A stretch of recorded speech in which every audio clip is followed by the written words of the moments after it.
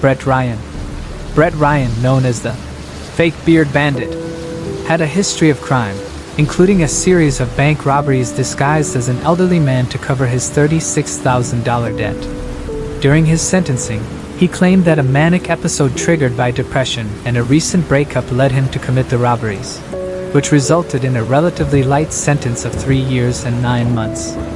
In prison, he exhibited good behavior, and after his release on day parole, he was allowed to sleep at the prison while spending the rest of his time outside. Upon his full release, he became engaged to Kristen Baxter, a woman he had likely met during his time on day parole. He was upfront about his criminal past as a bank robber, but he told her he had changed. He said he was a college graduate and he had a good-paying job. He lied. His mother knew he was leading Kristen Baxter on and threatened to not only tell Kristen, but also to withdraw her own financial support of Brett. With the wedding only weeks away, Brett decided to take extreme actions to avoid the truth coming out. With only 3 weeks until his wedding, Brett took matters into his own hands. Using the arrow from a crossbow he had stored in his mother's garage, he stabbed his mother in the chest, and then proceeded to strangle her in her garage. His younger brother, Christopher, heard the struggle and came running. Aiming the crossbow at Christopher, Brett shot him in the neck with the arrow and then hid his body under a tarp along with their mother's body. Hearing the altercation, the eldest brother, Lee, came to investigate and was summarily attacked as well, but he managed to outrun Brett and took refuge at a neighboring house where he was able to call the police. In the meantime, Brett's older brother, Alexander, then came over for unrelated reasons and was promptly stabbed in the driveway by one of the crossbow's arrows. He was found lying in the driveway when police arrived. Brett tried to cover his tracks by creating an electronic footprint at his house miles away. He attached a wooden cooking spoon onto a string tied to the ceiling fan, which would spin so that the spoon tapped the enter button on the keyboard of his laptop, prompting the playing of various YouTube videos. He also pre-programmed his email to send various messages from his home computer to make it appear as if he were home and not killing his entire family at their house. Brett Ryan's attempt at using a technological alibi failed, and he was arrested outside his mother's home. He was charged with first-degree murder for the death of his brother, Christopher, and second-degree murder for the killings of his mother and younger brother, Alexander. He also faced charges for the attempted murder of his older brother, Lee. Ultimately, Brett was convicted and received 3 concurrent life sentences, with a mandatory minimum of 25 years before he could apply for parole. As a result, his planned marriage to Kristen Baxter never took place. Moving on to the next case.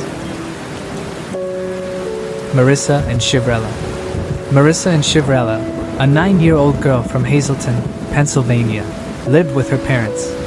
On March 18, 1964, she left her home alone at around 8 p.m. to go to school. A 3rd grader at St. Joseph's Parochial School, which was only a 10-minute walk from her home, Marissa usually walked with her siblings.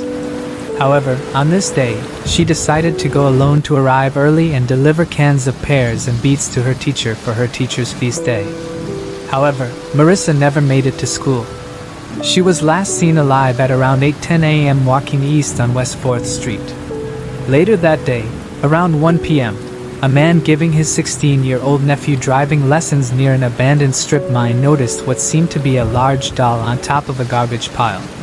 Upon closer inspection, he realized it was the body of a small girl. He immediately contacted the police to report the discovery. The body was later confirmed to be Marissa and Chiavarella. Her body had been found 2 miles away from her home. Her hands and feet had been tied with her own shoelaces. An autopsy revealed she had been sexually assaulted and strangled to death. Her clothes and the canned foods were found at the crime scene. Police questioned family and friends. They also interviewed a priest who had been suspected in the murder of another girl in Bristol, Pennsylvania, and a local exhibitionist who committed suicide shortly after he was asked to give a polygraph test. Police interviewed numerous suspects over the years, but none were ever charged. The case would eventually go cold. In 2007, DNA sample found at the crime scene was submitted to the Pennsylvania State Laboratory, and a suspect's DNA profile was made. The DNA profile was entered into Cody's, but no matches could be found. In 2018, with the help of Paraborn Nanolabs, a forensic sketch of the potential suspect was made using the DNA found at the crime scene. The photo showed how the suspect may have looked like at the age of 25, 40, 60. The police released the photos to the general public hoping to find any leads, but to no avail. Then in 2019, the DNA sample was entered into genealogy databases and found a match to a very distant relative of the suspect. However, the investigators had no idea about the suspect's identity. Then, in 2020, genealogist Eric Schubert, an 18-year-old college student, reached out to the police and offered his help free of charge. Eric had a special set of skills of drawing and tracing family trees to find matches. He had previously helped the police in several cases. The police agreed and Eric got to work. The next few months, Eric worked tirelessly and provided names of relatives who were scattered throughout the country. The police collected DNA from their relatives and matched it with the DNA found at the crime scene. Soon, they zeroed in on a local bartender named James Fort. However, they found out that Fort had died in 1980 at the age of 38. In January 2022, his body was exhumed and a DNA sample was taken. On February 3, 2022, a DNA test confirmed his DNA matched to the DNA found at the crime scene. At the time of the murder, Fort was 22 years old and lived 6 to 7 blocks away from Marissa. Fort worked as a bartender and bar supply salesman in Hazleton. He was never married and had no children. Ford was arrested for sexual assault in an unrelated crime in 1974, 10 years after Marissa's murder. However, he was offered a plea bargain for aggravated assault and sentenced to 1 year on probation. 4 years later, he was arrested again, this time charged with reckless endangerment and harassment, though police provided no further details on the arrest. Ford passed away in 1980 from natural causes, possibly a heart attack, while working at a bar. Marissa's siblings expressed their gratitude to the investigators and Eric for solving the case and bringing some closure to the family. Moving on to the next case. Mitchell Preston. In January 1998, the skeletal remains of an unidentified male were found by a state highway worker near a highway overpass in Vigo County, Indiana. The remains were determined to belong to a white male, aged between 40 and 60 years, and standing between 5 feet 8 inches and 6 feet 2 inches tall. The case details were entered into the National Missing and Unidentified Person System, NAMUS, to help identify the man. The investigation remains ongoing, and any information related to this case could be pivotal in uncovering the individual's identity. Despite extensive efforts by law enforcement investigators to identify the man, no matches were found. The case went cold due to a lack of viable leads. In April 2023, the Indiana State Police and Vigo County Coroner's Office worked together to submit forensic evidence to Othram. They wanted to determine if advanced DNA testing could help identify the man. Othram scientists successfully developed a DNA extract from the forensic evidence. They then used forensic-grade genome sequencing to build a comprehensive DNA profile for the unknown man. Othram's in-house forensic genetic genealogy team then used this profile to conduct genealogy research. This provided new investigative leads to law enforcement. A follow-up investigation was conducted using the new leads. This led investigators to potential relatives of the man. Reference DNA samples for a potential relative were collected and compared to the DNA profile for the John Doe. This investigation led to the positive identification of the man in June 2024. He is now known to be 47-year-old Mitchell Preston. He was last seen in Anderson, Indiana in August of 1997. He was traveling on foot to California. While authorities are relieved to bring some closure to Preston's family, his case remains an open investigation. Anyone with information regarding Preston's disappearance, including his last known whereabouts or any details about what might have happened, is urged to contact the Indiana State Police, ISP, Cold Case Team and Trooper Detective Brad Miller at 1-800-225-8576. All tips will be thoroughly investigated, and anonymity is guaranteed. Moving on to the next case. Amina Khan. Amina Khan, a 6-year-old girl from Croydon, London, had a seemingly happy life with her father, 44-year-old Dr. Safraz Khan. She lived with him since birth and was described as an intelligent and well-loved child, surrounded by 15 cousins. However, despite the apparent joy in her life, Amina's family dynamic was not without its difficulties. The nature of her family struggles remains unclear, yet they hint at underlying challenges that may have played a role in the tragedy that unfolded later.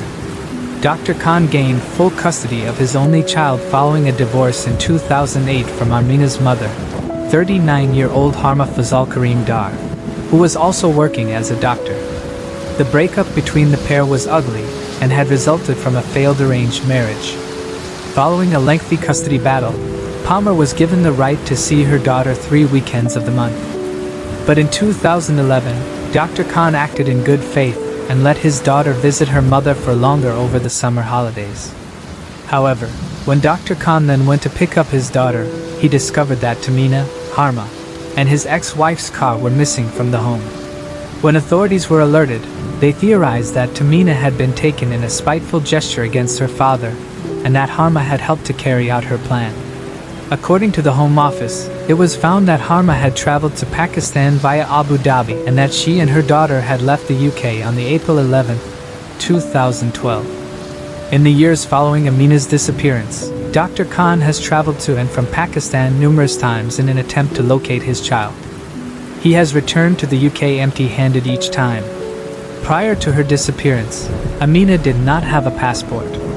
Dr. Khan believes his ex-wife fraudulently gained one for their 6-year-old daughter without his permission. And he strongly believes that Harma's family know where she and Amina are hiding out. He once took the family to court based on evidence that they knew the location of their whereabouts. But the case was later thrown out due to missing court documents, and it's unknown what this evidence was. UK courts have vowed that they will not give up in reuniting Dr. Khan with his missing daughter. He says of her, "It is my greatest fear. I'm really sorry you're feeling this way right now, but I can't provide the support that you need. It's important to talk to someone who can, like a close friend, family member, or a professional." Moving on to the next case. Arturo Martinez Altomarino. For years, the case of Arturo Martinez Altomarino's death went cold after he was found in a desert area of Stanfield, Arizona on October 29, 2007. The body, discovered by hunters, was identified as 37-year-old Arturo, and witnesses quickly pointed to Oscar Tejeda Mejia as the prime suspect in the crime. However, Mejia was nowhere to be found. Despite efforts by authorities to track him down, he evaded capture, and the case went unsolved. It wasn't until later that new information or developments would bring attention back to the case. But for a long time, Arturo's family and investigators were left without answers. Then, in 2017, investigators learned that Oscar was living in Mexico. In 2018, a DNA sample was acquired with the help of a person close to Oscar. It was confirmed that he is responsible for what happened to Arturo. It took a few more years for investigators to get Oscar back to the United States. Finally, on January 12, 2022, 59-year-old Oscar was extradited to Arizona and booked into jail. Sheriff Mark Lamb said, "I am impressed by my detectives and their commitment to bring this suspect to justice. When political boundaries threatened to derail their progress, our guys and gals got creative." It is not known yet why Oscar took the life of Arturo. Moving on to the next case. Pamela Falcons. Pamela Falcons lived in Faulkner County, Arkansas, in 1990 and worked at a video store. On February 2nd, Pamela was the only clerk on duty at the Crossroads video store. Around 9 p.m., her husband, David Falcons, came to pick her up, but when he arrived, there was no sign of Pamela. Her handbag, keys and coat were in the store, but she was nowhere to be found. David reported her missing and a search body was soon looking for her. It was a cold and rainy night which made it difficult. The next day, 2 of Pamela's cousins made a grisly discovery off Clinton Mountain Road. At an old dump site, they found her lifeless body. She had been assaulted. The fatal injury had been a blow to the head. Male DNA was collected from her body. Investigators asked anyone with information to come forward. A young couple told police that they left the store at 8:40 p.m. just as a man was entering it. He was a tall, heavy-set white male in his 40s with a tattoo on his left arm. Someone eating at a wagon wheel restaurant next door to the video store claimed that he saw a vehicle there around the time of the abduction. It was described as a light blue Chevrolet with a white panel and white camper shell. Everybody within 100 miles was on the lookout but never saw it. By 2018, DNA technology had advanced to the point where forensic genealogists could search ancestral databases for matches to DNA samples found at crime scenes. Investigators believe that Edward Reininger, a truck driver who lived in Faulkner County at the time of Pamela Falcon's disappearance, was responsible for her death. He had been a frequent customer at the video store where Pamela worked and had a history of assaulting women, having served 10 months in prison in 1994. In 2002, Reininger passed away in Salt Lake City, Utah, from natural causes. However, investigators collected a DNA sample from his daughter, which was later confirmed to match the evidence, revealing that Edward Reininger was responsible for taking Pamela Falcon's life. Moving on to the next case.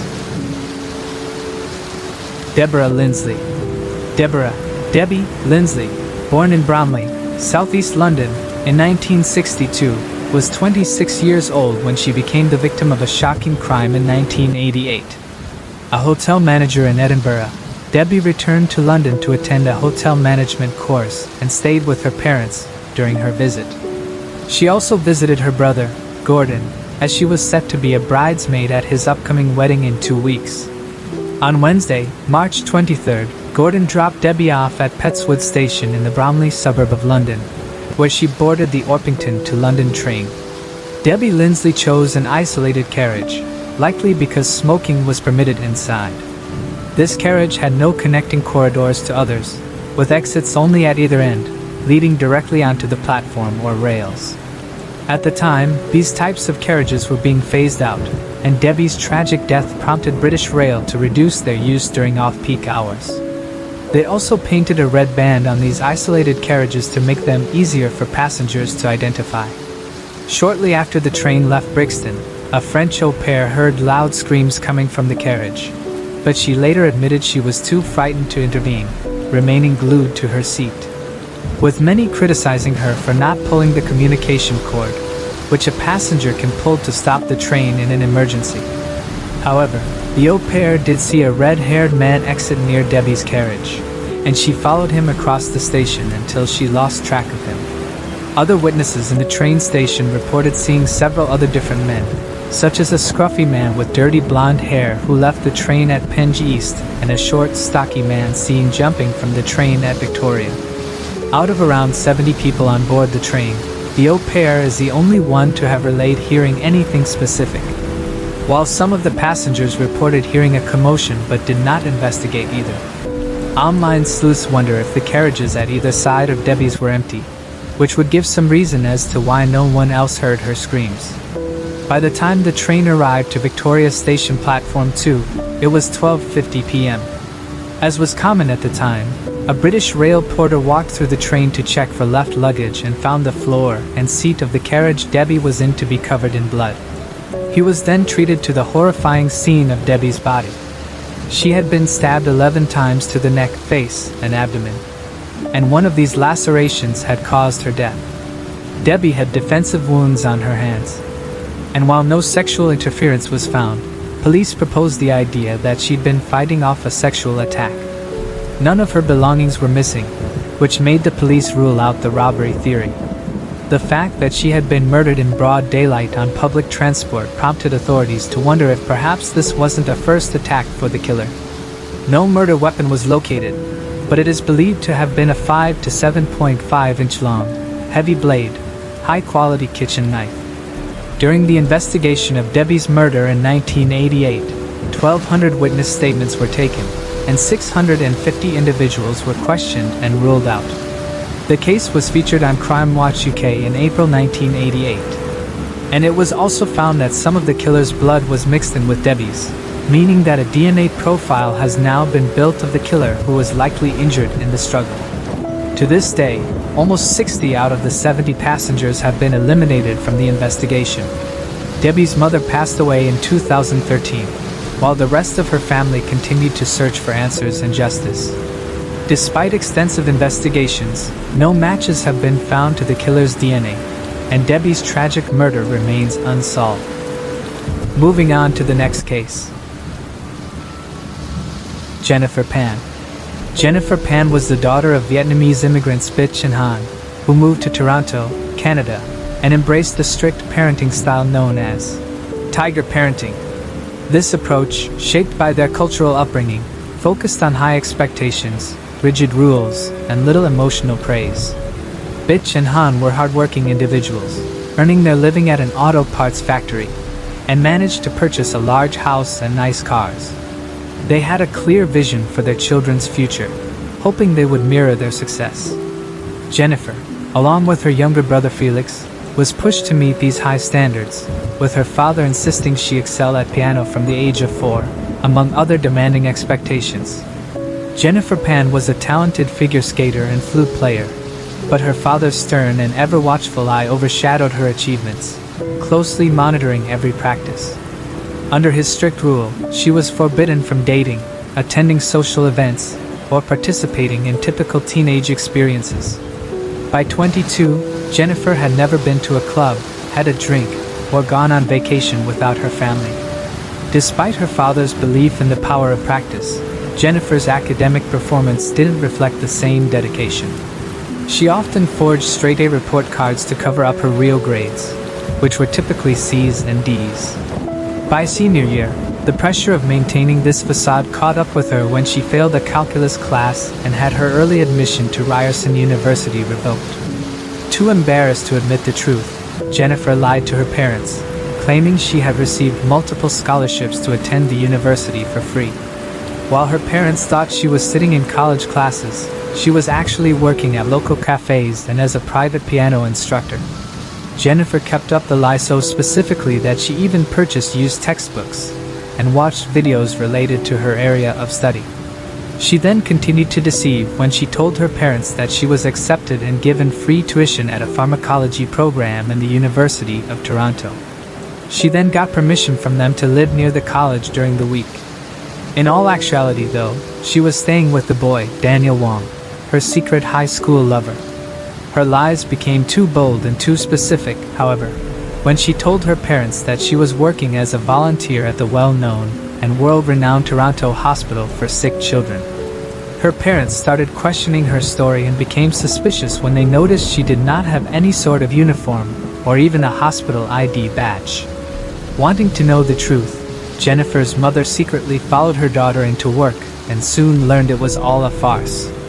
Upon this realization, Jennifer's father wanted to kick her out of the house, but persuaded by Jennifer's mother, the girl who lied was allowed to stay.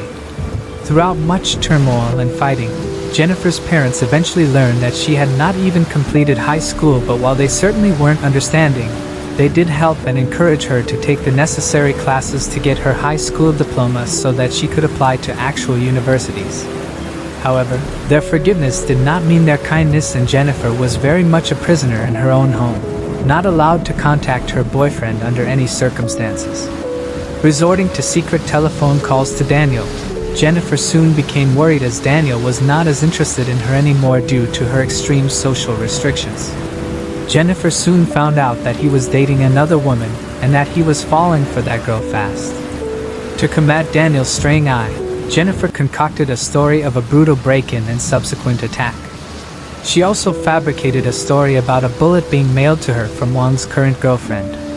Her fantastic stories seemed to be effective, and they all came to a head when Jennifer convinced Daniel to help her hire a professional hitman for $10,000 to kill her parents.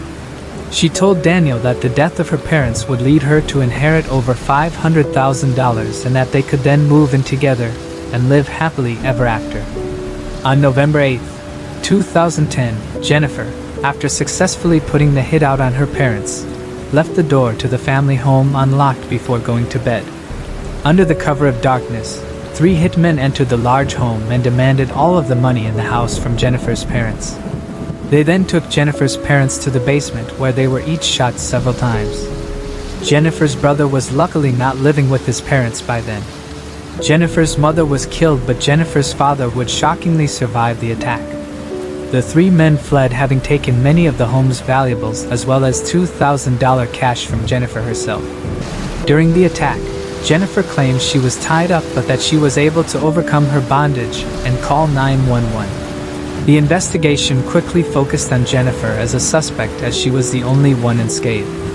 Detectives noted that the situation was unusual for a home invasion, as it was uncommon for intruders to attempt to kill 2 people but leave 1 eyewitness unharmed. A computer analysis of Jennifer's police statement also revealed discrepancies, further raising suspicion. Once her father, Han, was interviewed by police, his account differed significantly from Jennifer's version of events. As the investigation unraveled, it became clear that Jennifer, along with her boyfriend Daniel and the 3 hitmen, had orchestrated the attack. All involved were arrested and sentenced to life in prison, with the possibility of parole after serving 25 years. Moving on to the next case. Eve Wilkowitz. Eve Wilkowitz, a 20-year-old woman from Oakdale, Suffolk County, New York, was known for her vibrant, loving, and charming personality. She had a close relationship with her younger sister, Irene. The passing of their mother from breast cancer in 1976 had a profound impact on Eve and her sister. In 1980, Eve moved to Bay Shore, New York, to be closer to her job. Eve Wilkowitz worked as a secretary at Macmillan Publishing in Manhattan, New York City. In February 1980, she met Jack Dempsey, an aspiring writer, and the two quickly began dating. On the evening of March 21, 1980, Eve and Jack went to watch a movie together and returned to Jack's apartment sometime before midnight. Eve was extremely tired, so she decided to take a quick nap and asked her boyfriend to wake her up in time to catch the last Long Island Railroad train home. Her boyfriend asked her to stay the night, but Eve insisted that she needed to go back to her apartment, as she needed to take care of some personal work the next day. Jack woke her up and dropped her off at Penn Station in Manhattan. Eve took the last railroad train back to her home in Bay Shore. However, she never made it back to her home. 3 days later, on March 25, 1980, a woman discovered Eve's body near the train station in Bay Shore. An autopsy revealed that Eve Wilkowitz had been bound, sexually assaulted, and strangled with a rope. Authorities believed she had been held captive for 3 days before her death. Her body was discovered in the backyard of a house not far from her own home. Notably, her shoes, pocketbook, and coat were missing. The police conducted interviews with family and friends during their investigation. Her boyfriend was suspected but was quickly ruled out. Police questioned people around the crime scene, but no one had noticed anything suspicious. Police were able to collect DNA samples from the crime scene, and over the years the DNA was uploaded to various DNA databases, but no matches could be found. With no leads and no suspects, the case would eventually go cold. For years, Eve's younger sister, Irene Wilkowitz, had become the last advocate for Eve after her father died in 2010. Irene would regularly contact the detectives, hoping to keep the case alive and trying to find any updates.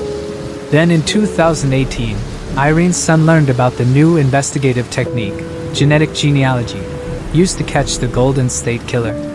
However, as the technique used private genealogy databases in order to find familial connections to identify the suspect, the technique had raised concerns for many due to the misuse of people's personal data. As a result, some states did not allow it to use. In January of 2019, Irene contacted police and asked them to use the technique in her sister's case, but was told that New York did not allow the use of this technique. But investigators were able to find a workaround. The FBI had investigated the case in 1980 and were under no such restrictions. The detectives sent the DNA from the semen sample collected from the crime scene to the FBI, and in July of 2021, with the help of genetic genealogy, they were able to find a distant relative. Soon, they narrowed it down to one suspect, Herbert Rice. However, they could not question him as he had already died. He had died in 1991 from cancer. Detectives then tracked down his son, who voluntarily gave a DNA sample. Detectives soon confirmed that Herbert Rice had been the killer. At the time of the murder, Herbert had lived close to the crime scene. His ex-wife told detectives that at the time of the murder, she had kicked Rice out of their marital home and he had been living at his mother's house, which was a few houses away from the crime scene. At the time of the crime, Rice had 3 prior convictions for minor offenses, which did not mandate him to provide a DNA sample for the database. In March 2022, investigators exhumed Rice's body and collected a DNA sample, which was later conclusively confirmed as a match to the semen found at the crime scene 42 years earlier. This breakthrough led to the resolution of the case after nearly 5 decades. Moving on to the next case. Michelle. On December 21, 1987, the body of a woman was found along the side of a road near Lincolnville in Marion County, Kansas. The autopsy estimated that she had passed away between June and August of that year. She was described as Caucasian, approximately 5 feet 7 inches tall, and weighing around 120 pounds. She had light brown hair and a distinctive tattoo of a cross on her left forearm. A composite sketch was created in an attempt to help identify her, depicting what she might have looked like when alive. Despite these efforts, the case went cold. She was named the Marion County Jane Doe. In April 2019, the Kansas Bureau of Investigation worked alongside a DNA Doe project to help solve the case. They used DNA belonging to the victim to try and find her relatives using public DNA databases. In October of the same year, investigators found 2 people who they believed was the parents of the victim. Then in December 2019, after some more DNA testing, it was announced by the Kansas Bureau of Investigation that the identity of Marion County Jane Doe is Michelle Yvonne Colonel Burton. 22-year-old Michelle lived in Wichita, Kansas. She left her family's home in Cherryville in 1986, and her family lost touch of her. Her whereabouts after she left home is still not known yet. Investigators are now focusing on who took Michelle's life. They are looking for information from the public. Moving on to the next case. Diane Dawn. 29-year-old Diane Dawn lived in Santee, California, in 1988 and had a 2-year-old son named Mark. She worked at the San Diego Transit Corporation. On May 2, 1988, when Diane failed to show up for work, a colleague went to her home to check on her. Upon arriving, the colleague found Diane's body in her bedroom. The circumstances surrounding her death were initially unclear, and the case would go on to remain unsolved for some time. The investigation into her tragic death would eventually uncover more clues, but the mystery of what happened to Diane Dawn persisted. She had been fatally stabbed. Diane's son was wandering around the apartment complex. Investigators found DNA of a man under Diane's fingernails, and there was also a hair on her hands that belonged to an unknown man. The evidence was collected and stored, so it could be used later when DNA technology was more advanced. Recently, with the help of genetic genealogy, the technology was advanced enough. Investigators were able to use the hair to create a DNA profile of the suspect. The DNA profile was submitted into the public DNA databases. A cold case team then formed a family tree of the suspect. This process was quite exhaustive, as 9 family trees were constructed with nearly 1,300 people connected to the suspect, either through blood or marriage. Finally, it led investigators to Warren Robertson. He was a tow truck driver who lived in the same complex as Diane. It is not known if the two of them knew each other, but both were known to be racing enthusiasts and attended stock car races at the El Cajon Speedway. Robertson passed away in a house fire in Indiana in 1990. He was 39 years old. Diane's now grown son, Mark Bayer, said that he was blown away by how the case was solved. Looking back, some of the struggles you go through is you feel alone because of what you went through. You lost your mother, he said.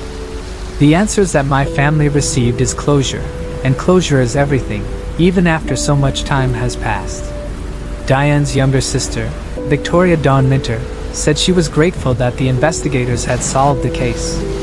"I didn't think anything was ever going to come of this," she said at the news conference.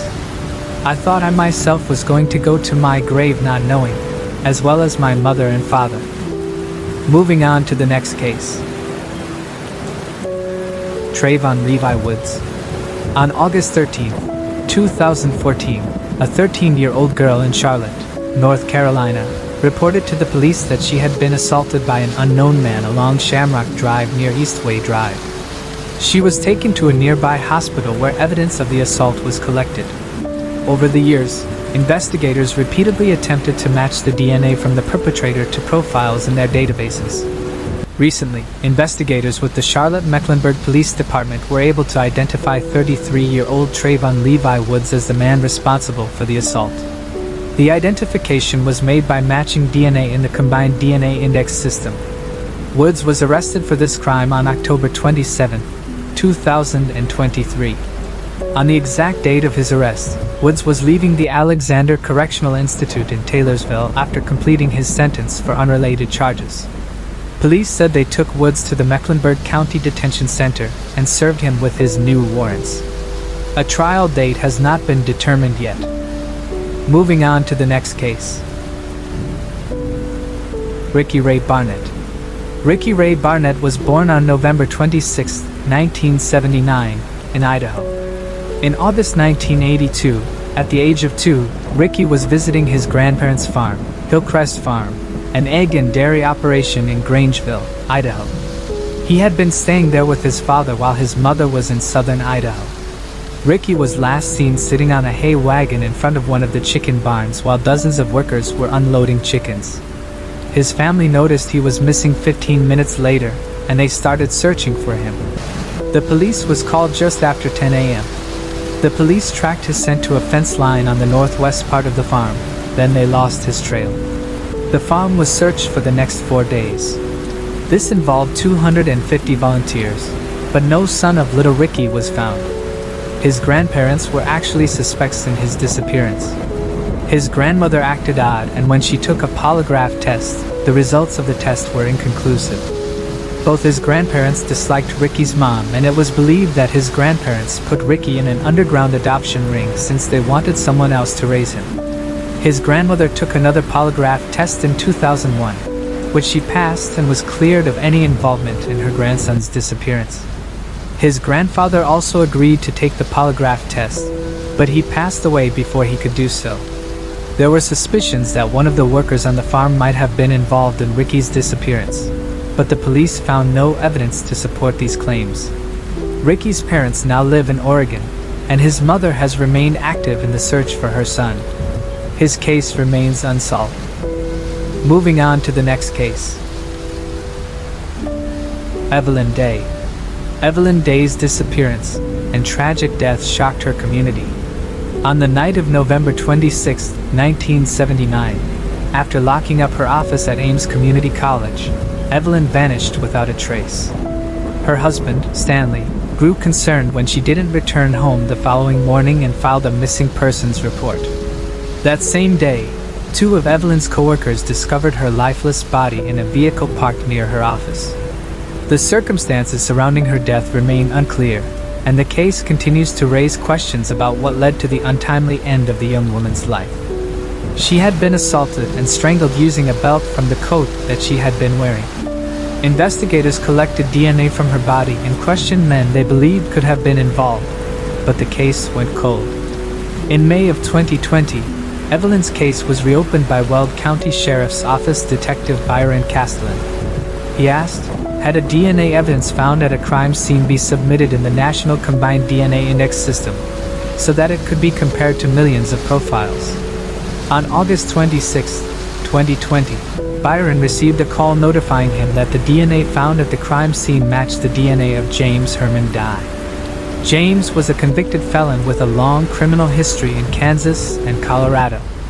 In October 2020, Byron submitted an order to Ames Community College to produce records of student and employee rosters. He found that James was enrolled in classes in the summer and fall of 1979, the winter of 1980, and the summer of 1982. While reviewing case files, Barron also found that there was a Crime Stoppers tip in September 1988. According to the tip, James arrived home with blood all over his clothes on the night of the crime. He also knew a woman's life was taken before it made the news. No follow-up was ever made on the tip. After asking for more records, Byron found that James was enrolled in a steering and suspension system class very close to Evelyn's office. James's behavior and attendance changed in the weeks after the crime took place. Byron Castellan also interviewed family members of James. They all believed he was capable of committing the crime. In March of 2021, James was arrested. He denied knowing Evelyn, making physical contact with her or taking her life. He also said that he did not remember specifically what he was doing on November 26-27, 1979, as it was so long ago. He is currently incarcerated at a Sedgwick County jail in Kansas and will be taken to Colorado soon to stand trial. Moving on to the next case. Lorraine Snell. On September 25, 1980, 19-year-old Lorraine Snell, a legal secretary from Brooklyn, New York, was found strangled in the back of a station wagon behind a supermarket on Newkirk Avenue. Investigators were able to collect DNA under Lorraine's nails, but at the time, DNA technology was not advanced enough to immediately identify a suspect. The DNA was preserved for future analysis, and the case went cold for many years. Lorraine's murder remained unsolved, with the collected evidence waiting for advancements in forensic technology to bring justice.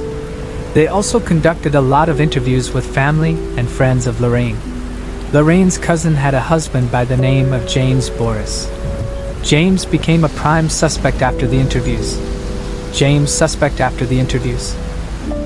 told investigators that he saw Lorraine the night before her body was found. He also told them that he walked her home for a bit because it was raining. The station wagon was behind a supermarket where James worked at the time. The car belonged to James's boss at a supermarket. He later admitted to robbing a cab the same night Lorraine lost her life. James ended up going to prison for robbing the cab. When he was released from jail, he became a preacher. Despite investigators being confident that James was responsible, they never could prove it. By then, early in 2020, James' DNA was positively associated with foreign DNA found under Lorraine's fingernails. James was arrested in March of 2020. Lorraine's mom was 42 years old when her daughter passed away. She turned 82 years old in September. She is relieved to know that a case is now finally solved. Moving on to the next case. Karen Lee Spencer. Karen Lee Spencer, a 12-year-old girl from Virginia, was last seen on November 29, 1972. She had told her family that she was going to a friend's house to borrow a book. When she failed to return home, she was reported missing. A few days later, her body was discovered in the woods in an area known as Fivers Field. Her site is now the Huntington Metro Station. Back in 1972, lots of neighborhood kids would gather there. Karen passed away due to massive blows to her upper body. The Fairfax Police Department looked into 16-year-old James Jimmy Edwards. Some of Karen's friends told police that they believed James was her boyfriend, and if someone knew anything, it would be him. The police questioned him, but he denied having any involvement. No links connecting him to the crime could be established, and he was let go. He passed away on August 23, 1997. There was not much else to go on, and the case went cold. It would remain that way until 2018. Two acquaintances of James Jimmy Edwards told investigators that in the 1990s, James told them that he took the life of a girl when he was a teenager, and he buried her in a field. Over the following 18 months, investigators received more information that incriminated Edwards. In 2020, they were finally able to conclude that James Jimmy Edwards indeed took the life of Karen Lee Spencer. In a police statement it was said, "For nearly 5 decades major crimes detectives remained steadfast in the pursuit of justice for 12-year-old Karen Lee Spencer and her family. The fact that we never gave up combined for our community's willingness to come forward with information were critical in solving this case." Moving on to the next case. Deborah Jackson. On October 31st, 1979, the body of a young woman was discovered near Interstate 35 in Georgetown, Williamson County, Texas. The grim scene suggested she had been dragged through the grass before being thrown over a guardrail. The woman was found wearing only a pair of orange socks, an unusual detail that would later inspire her nickname in this unsolved case, Orange Socks. The autopsy revealed she had been strangled and sexually assaulted, with evidence suggesting she died just a few hours before her body was found. Despite these findings, her identity remained a mystery for decades, and investigators were left with few leads to follow. Her case would become one of Texas' most haunting cold cases, a tragic story of a life taken far too soon, with questions that remain unanswered to this day. The victim was estimated to be in her 20s. She was about 5 feet 8 inches tall, weighed between 140 and 160 pounds. 2 of her teeth were missing. The remainder were well maintained, but showed little sign of dental treatment. There was also a silver ring on her finger that contained a mother-of-pearl stone. Her ears were also pierced. One of the 2 matchbooks found at a scene belonged to a hotel from Henrietta, Oklahoma, which made police believe that she was a hitchhiker. The police tried their best to identify the woman, but they could not. She was buried in Oddfellows Cemetery in Georgetown, Texas, and was given the nickname Orange Socks. In 1982, a man by the name of Henry Lee Lucas confessed to taking the woman's life. Lucas told police that the victim stated her name was Joni or Judy. He also showed police how he supposedly dragged her body over the guardrail. During his confession, Lucas contradicted himself many times, however. It is also believed that he was in Florida at the time of the crime and not in Texas. Henry Lee Lucas is notorious for confessing to crimes he did not commit. In 2001, a missing woman's photograph surfaced that resembled the victim. The DNA was, however, not a match. Former missing person, Martha Morrison, was speculated by some to be the unidentified person, but she too was ruled out. On the 37th anniversary of her discovery, new reconstructions of the women were released by the National Center for Missing and Exploited Children. The organization also entered her into their database. In May 2018, law enforcement stated that they planned on examining the victim's ring as well as run tests to identify the location the victim's socks were made. Then in January 2019, it was announced that DNA from the women's socks contained the profiles of 2 or more males. Finally, in August 2019, with the help of the DNA Doe Project and the forensic artist Natalie Murray, the unknown woman was identified. The DNA Doe Project identified a potential cousin of the victim after a lot of research. Members of her family recognized the victim after looking at photographs overtaken of the body. In 2019, investigators believed they had finally identified the woman known as Orange Socks. DNA analysis confirmed she was 23-year-old Deborah Jackson, who had last been seen in 1977. Deborah was born on September 23, 1956, and had worked at a Ramada Inn in Vermont as well as an assisted living facility in Texas. This revelation brought a partial resolution to the mystery surrounding her identity, but left many questions about her tragic end. Serial killer Henry Lee Lucas had confessed to the crime, leading to his conviction. However, doubts persist about the validity of his confession, as he was known for admitting to numerous murders he did not commit. Despite the mounting evidence suggesting Lucas was not responsible for Deborah's death, his conviction in the case has not been overturned, leaving a shadow of uncertainty over the pursuit of true justice for Deborah Jackson. Moving on to the next case. Pamela Maurer. Pamela Maurer, a 16-year-old girl from Woodridge in DuPage County, attended Downers Grove South High School. She was last seen alive just after 9 p.m. on January 13, 1976, when she left a friend's house to buy a soft drink at McDonald's. The next morning, her body was discovered by road workers. She was found near College Road and Maple Avenue in an area called Lyle. It was clear that Pamela had been assaulted and strangled. Investigators were able to collect DNA. That was all they were able to do, and the case went cold. Then in 2001, a DNA profile could be created. When it was entered into the CODIS database, there were no match. Then in 2019, with the help of Parabonina Labs, a more sophisticated DNA profile could be done. A detailed description of the suspect could be created. The investigators then created a genealogical family tree based on the results. Finally, it was determined that her DNA matched Bruce Lindahl. The odds of the DNA matching someone else was 1 in 1.8 quadrillion. Investigators traveled to Texas to inform Pamela's brother and father that the case is now solved. Bruce Lindahl passed away at the age of 28 in 1981 after he stabbed the victim because he accidentally stabbed himself. Talk about karma.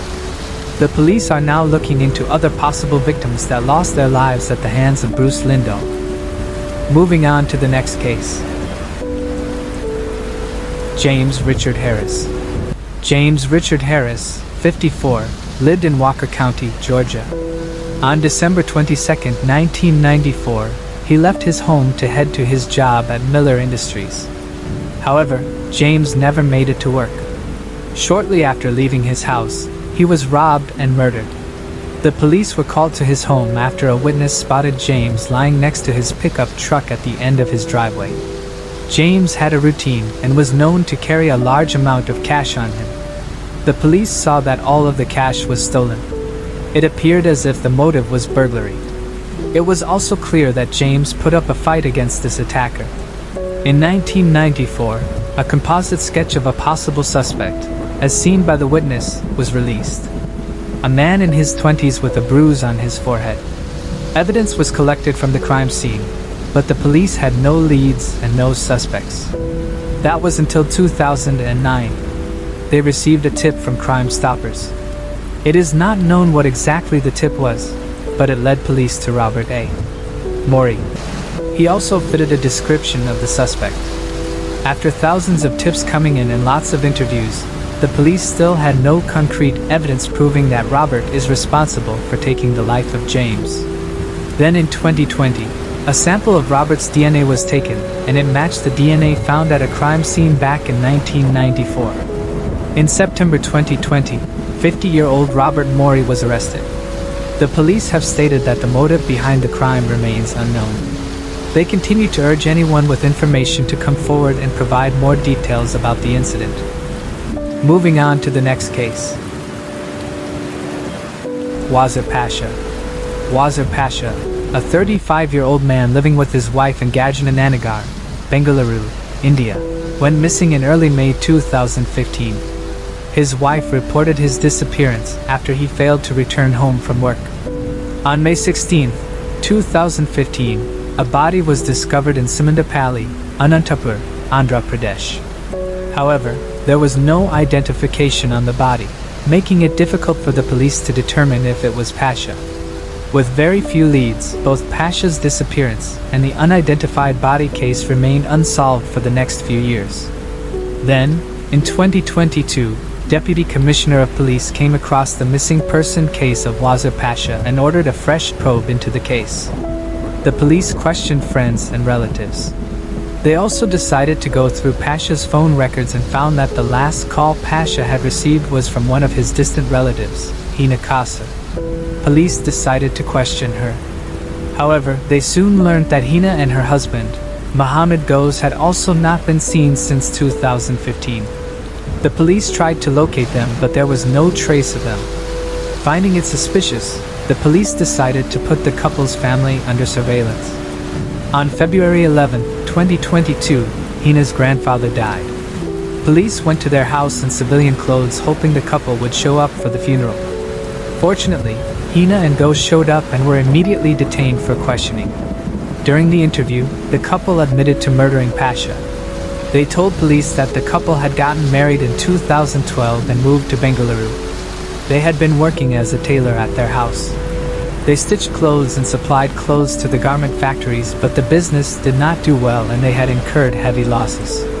The couple took a loan from a Mali but were unable to pay it back. So, they decided to move to Hyderabad. However, the Malawi found out about their location and demanded they pay him back the money. The couple then returned back to Bengaluru. Wazir Pasha reportedly decided to help the couple, but in exchange, he wanted to sleep with Hina. Hina initially refused, but with the mounting debt on their heads, she eventually agreed. She later told her husband, who got extremely angry and decided to kill Pasha. The couple devised a plan to murder him. On May 13, 2015, Hina called Pasha over.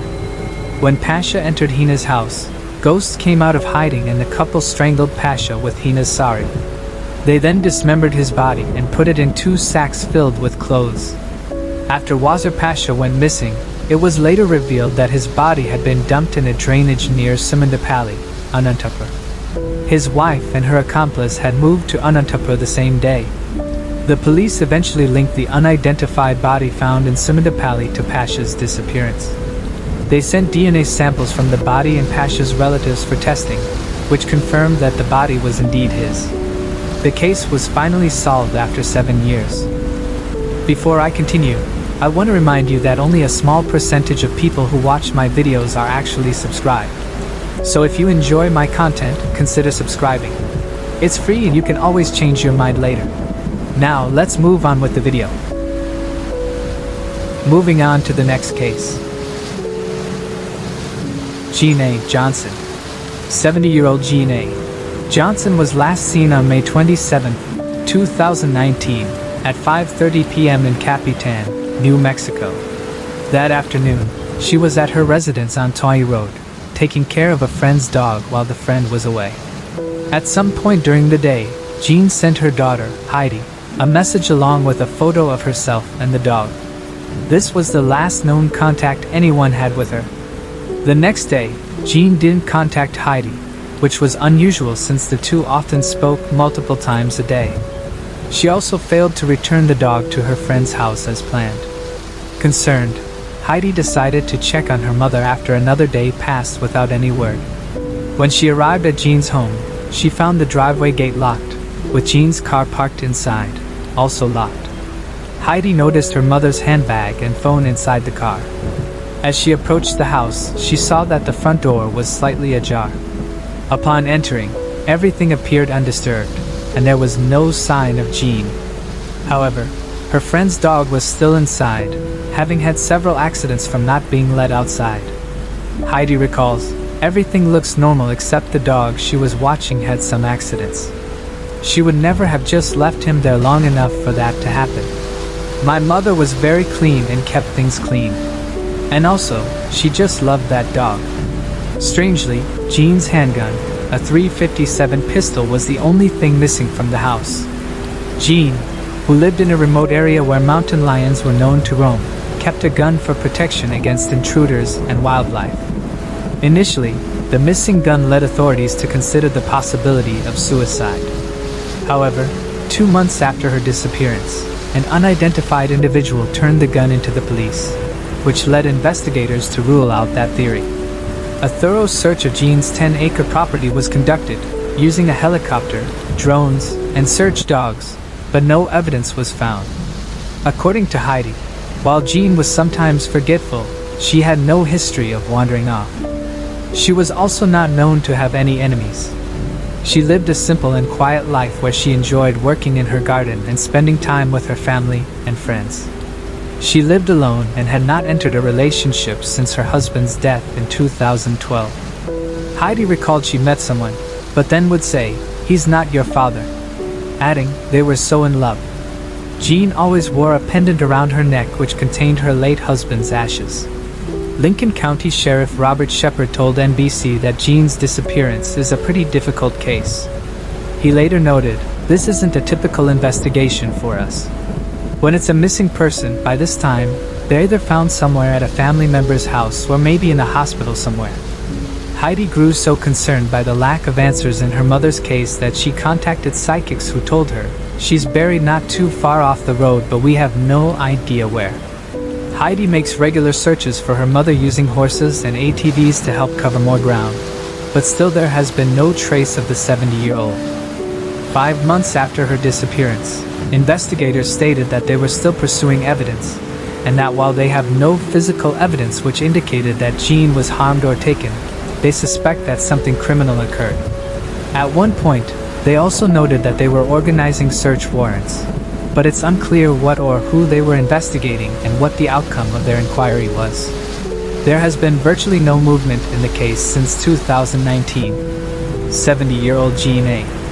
Jean Johnson was last seen in Capitan on May 27, 2019. She is described as a white woman with graying brown hair and green eyes. Standing 5 feet 6 inches tall, she weighed around 130 pounds at the time of her disappearance. Jean had undergone a mastectomy on her left breast, previously fractured one of her big toes, and had pierced ears. While it is unclear what she was wearing when she went missing, she was known to always wear her silver wedding band with 3 diamonds and a clear glass pendant containing her late husband's ashes. If you have any information about Jean's disappearance, please contact the Lincoln County Sheriff's Office at 575-648-2341. Moving on to the next case. Cheryl Hammock. In 1981, the body of a young woman was discovered in a field in Dixie, Georgia. She had been strangled, and despite efforts by the police to identify her, they were unable to do so. She came to be known as the Brooks County Jane Doe. Her remains were displayed in a local funeral home in hopes that someone would recognize her, but unfortunately, no one came forward. Not long after, a man by the name of George Newsom came to the Brooks County Police Department's attention. He worked at a traveling fair. Inside the motorhome he owned, the police found the rope had been used to strangle the woman. George Newsom escaped custody from the Brooks County Jail and went on a run until January 1983 when he was arrested in Alabama.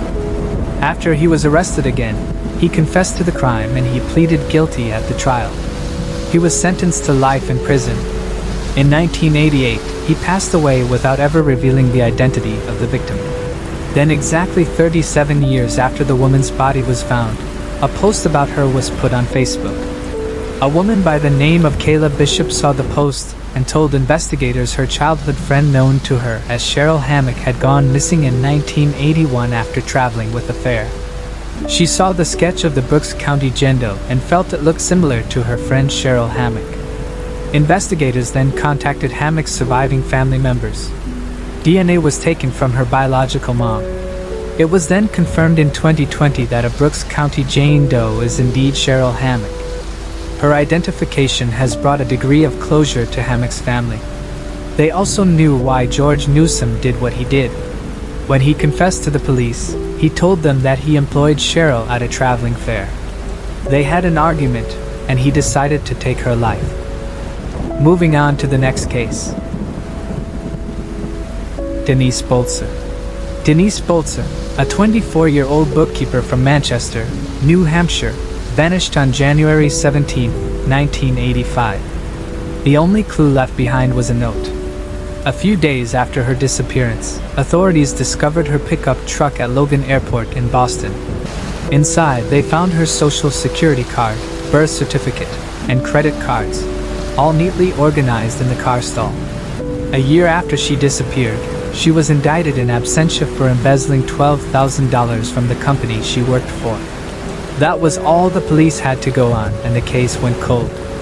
That was until 17 years later in 2002. It was then that the FBI believed they found her. She was now going by the name of Denise Jones. She was still a bookkeeper and had started a new family. The now 42-year-old Denise was elated to see her family when they knocked on her door. She explained, her boss wanted to end her life because of the embezzlement. The county prosecutors dropped the charges against her because her former boss was long deceased. Denise lived in South Carolina, the Bahamas, California, and Hawaii, while she was missing and lived in Florida since 1996. Her current husband was stunned but said a lot of things that didn't make sense before did now. His wife would always be depressed on Mother's Day and out of sorts on holidays. She never talked about family. Moving on to the next case. Lisa Fracassi. Lisa Fracassi, a 37-year-old woman living at Waikiki apartment on 415 Noah Street in Honolulu, Hawaii, worked as an exotic dancer at Exotic Paradise in 1994 to save money for nursing school. On October 30th, 1994, she went to work and returned home around 2 a.m. on October 31st. This would be the last time she was seen alive. Lisa was scheduled to work on November 2nd, but she never showed up. Her boss called her apartment, but nobody answered. Then, on November 3rd, 1994, a maid who worked at the service department went inside her room to deliver fresh towels.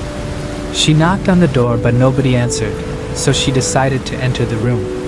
There had been a do not disturb sign on the front door, but it had been there since October 31st. Upon entering the room, the maid discovered the body of Lisa. She had been strangled to death with a phone cord. Her mouth had been stuffed with a bedsheet. Police discovered a cigarette butt and a condom in her room. The coroner determined that she had been dead for at least 3 days. It is believed that Lisa was killed on October 31st, Halloween. There was no sign of forced entry into her apartment. Police interviewed neighbors and friends, but no one reported anything suspicious. Her ex-boyfriend, whom Lisa had broken up with a few weeks prior, was considered a suspect, but he was quickly cleared. The police had no suspects or clues, and the case would eventually go cold. The police did find DNA evidence at the crime scene, which was preserved in hopes that advancements in DNA technology could help them find the killer. In 2020, the Honolulu Police Department reopened the case and sent the DNA sample from the condom and the fingerprint from the cigarette butt to Parabon Nano Labs. Using genetic genealogy, genealogist Cece Moore was able to find a potential relative of the suspect, and in 2022, she identified Cecil Trent as a potential suspect. Trent, however, had died in 2013 from congestive heart failure at the age of 48. Police then matched the fingerprints found at the crime scene to the fingerprint record taken from Cecil Trent after his death, and it was a perfect match. Trent was 29 years old at the time of the murder, and was never considered a suspect in the case. Even though Trent was not able to be charged, the case was considered solved after 28 years. Moving on to the next case. The Rundle family. On the evening of February 13, 1985, Cassandra Rundle and her children attended a school function. The mother and son returned home together, while the daughter was dropped off by a friend around 8:30 p.m. The following morning, around 10:30 a.m. on Valentine's Day, Cassandra's second ex-husband, Douglas Pletzer, arrived at the home to deliver a record album as a Valentine's Day gift. To his horror, he discovered that the entire family had been brutally murdered. At 10:37 a.m., Pletzer called the police. According to the police, the killer first attacked Cassandra Rundle between 5-8 a.m. that day by beating her with a hockey stick. He tied her up with her own clothes, raped her, and then strangled her to death. Next, the killer went to Melanie's room, where evidence showed she tried to fight off the attacker. She was beaten so badly that her skull was fractured, and she too had been raped and strangled. Police believe Dietrich walked in on the killings that day, and he too was beaten. Police found him face down on his bedroom floor, a bloodied hockey stick nearby. There were no signs of a forced entry to the house, and the beds in each room had already been made, indicating that the family had gotten up early at their home that Valentine's morning. Rundle had married twice, first with her childhood sweetheart, Steve Strum, the father of her 2 children. However, later they divorced. She then married and divorced Douglas Pletzer, who found her that morning. Pletzer would tell the police that although he and his wife had divorced, he continued to see both her and the children frequently. Pletzer, as well as Rundle's first husband, were ruled out as suspects. In the months before her death, Cassandra Rundle had placed a newspaper advertisement in a local publication seeking male companionship. She received more than 80 responses and made contact with several men, but no evidence could be found to link any of them to the murders. Police have interviewed more than 400 persons of interest and possible witnesses in the case. However, no arrests have been made. It's worth noting that Pletzer attempted to collect on a double identity insurance policy taken out by his former wife, but withdrew the claim after the Rundles went to court and demanded Pletzer not receive the $28,000 life insurance payment.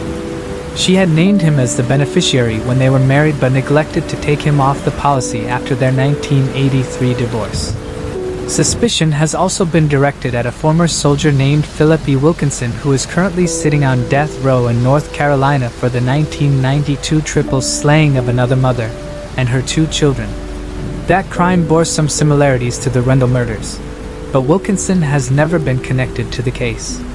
Cassandra Rundle's father, Richard Rundle, a former prosecutor from West Virginia, offered a $10,000 reward for information that would lead to the arrest of the killer.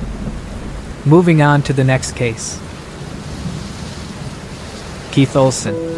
On April 8, 1985, the remains of an unidentified individual were found in Fairhaven, Massachusetts, along Route 195. A driver who stopped in the breakdown lane discovered the remains in the nearby brush.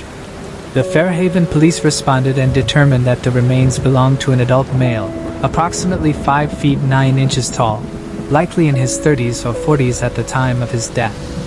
Investigators believe he had been deceased for 1 to 3 years before his remains were discovered. Along with the body, spent projectiles and remnants of clothing were recovered. The evidence at the scene supported the theory that someone had ended the unknown man's life. Over the years, investigators pursued various leads and avenues to determine the man's identity. Details of the case were entered into the National Missing and Unidentified Person System, NamUs. A forensic cast was created to depict how the man may have looked during his life in hopes that it would help to generate leads about the John Doe's identity. With no other clues or identifying documents available and few leads to pursue, the man's identity could not be determined, and the case eventually went cold. In 2022, the Massachusetts State Police, working with the Bristol County District Attorney, submitted skeletal remains to Othram in the Woodlands, Texas. Othram scientists successfully developed a suitable DNA extract from the skeletal remains and then used forensic-grade genome sequencing to build a comprehensive DNA profile for the unidentified victim. After successfully completing the process, the DNA profile was delivered to investigators who worked with the FBI's Forensic Genetic Genealogy team to generate new leads in the case. With these new investigative leads in hand, the law enforcement team made contact with a potential family member of the man. Confirmation DNA testing between the potential relative and the DNA profile developed for the man established the identity as Keith Olsen of Rhode Island. Keith, born May 13, 1953, was reported missing to the Cranston Police Department by his family in April 1981. He was 27 years old when he disappeared. With Keith now identified, investigators have also identified a likely suspect in the case. They said Keith had been dating a woman and that there had been friction between one of her old boyfriends and Keith. That man was later identified as John Broccoli of North Providence. A witness to Keith's disappearance described the 2 men escorted him from his Cranston apartment, the DA's office said in a statement. On the same day that Keith was last seen, Broccoli made cryptic statements to the woman who had been dating Keith. These statements suggested Broccoli's possible involvement in this matter. Broccoli was also known as Michael Corleone, the same name as the fictional character from The Godfather, according to authorities. Broccoli passed away in 2019 at the age of 63. The district attorney emphasized the need for better coordination, not only between counties but also between states. They are urging anyone with a missing relative to contact the police and provide a DNA sample, which can be compared to thousands of unidentified bodies.